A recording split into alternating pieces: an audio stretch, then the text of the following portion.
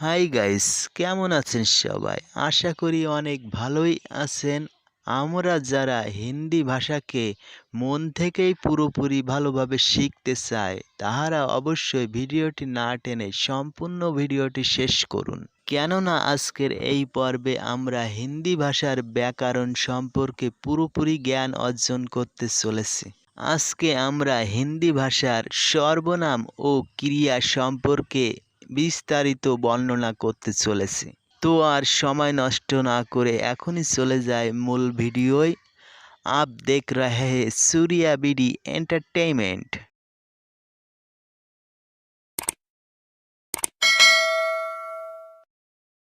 যে কোনো ভাষা ভালোভাবে শিক্ষা করতে হলে অবশ্যই সেই ভাষার ব্যাকরণ সম্পর্কে জ্ঞান অর্জন করতে হয়।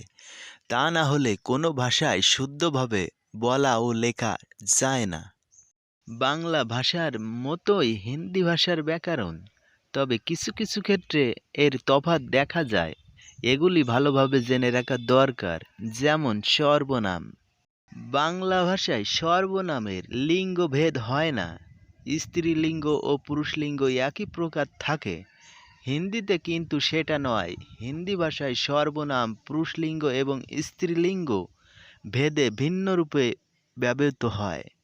হিন্দিতে প্রথমা বিভক্তিতে কর্তার সঙ্গে নে প্রত্যয় যুক্ত হয়। যেমন আমি খেয়েছি, ম্যানে খায়া, তুমি খেয়েছো, তুমনে খায়া ইত্যাদি। বাংলায় এর বিভক্তির স্থলে হিন্দিতে কা, কে, কি বিভক্তি যুক্ত হয়ে থাকে।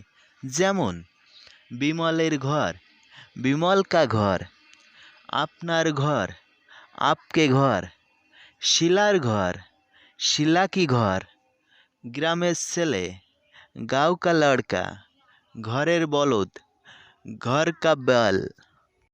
কোনো কিছুর উপরে বোঝাতে হিন্দিতে পর যুক্ত হয়ে থাকে। যেমন টেবিলের উপর, মেজ পর, বিছানার উপর, বিস্তরা পর, ছাদের উপর, ছত পর, চেয়ারের উপর, কুরসি পর, গাছের উপর, পেড় পর ইত্যাদি। বাংলায় এ তে বিভক্তি স্থলে মে বিভক্তি যুক্ত হয়ে থাকে। যেমন পথে, সড়ক মে, ঘরে, ঘর মে, দোকানে, দোকান মে ইত্যাদি। বাংলায় হইতে স্থলে হিন্দিতে সে যুক্ত হয়। যেমন গাছ থেকে, পেড় সে, তোমার নিকট হইতে, তুমসে, তাহার নিকট হইতে, উসসে ইত্যাদি। সর্বনাম। বাংলার মতো হিন্দিতে দুটি বচন আছে। যেমন এক বচন এবং বহু বচন। একটি সংখ্যা বোঝাতে এক বচন এবং একের অধিক বোঝাতে বহু বচন ব্যবহৃত হয়। এক বচন ও বহু বচন দেখানো হলো। মে, আমি, হাম, আমরা, তু, তুই, তু সব, তোরা, তুম, তুমি, তুম লোগ, তোমরা, আপ, আপনি, আপ লোগ, আপনারা, ও, সে, ওয়ে, তাহারা, তিনি। ক্রিয়া। বাংলা ভাষার মতো হিন্দি ভাষাতেও ক্রিয়া তিনটি কাল আছে: বর্তমান, অতীত, ভবিষ্যৎ। হিন্দিতে এই তিনটি কাল লিঙ্গ বচন অনুসারে ক্রিয়ার ব্যবহার হয়। এই সম্পর্কে বেশ ভালোভাবে জ্ঞান লাভ করতে হলে সর্বনামগুলি সম্পর্কে ভালোভাবে জানতে হবে। এজন্য প্রথমে সর্বনামগুলির আলোচনা করা হয়েছে। বর্তমানকাল। হিন্দিতে বর্তমানকালে হু, হাই, হাই, হো বিভক্তি যুক্ত করা হয়। এক বচন ও বহুবচন দেখানো হলো। মে হু, আমি হই, হাম হাই, আমরা হই, তু হায়, তুই হোস, তুম হও, তুমি হও, ও হায়, সে হয়, ওয়ে হ্যায়, তিনি হন। অতীতকাল। হিন্দিতে অতীতকালে লিঙ্গ ও বচন অনুসারে থা, থে, থি, থো বিভক্তি যুক্ত করা হয়ে থাকে। একবচন ও বহুবচন দেখানো হলো। মে থা, আমি ছিলাম। হাম থে, আমরা ছিলাম।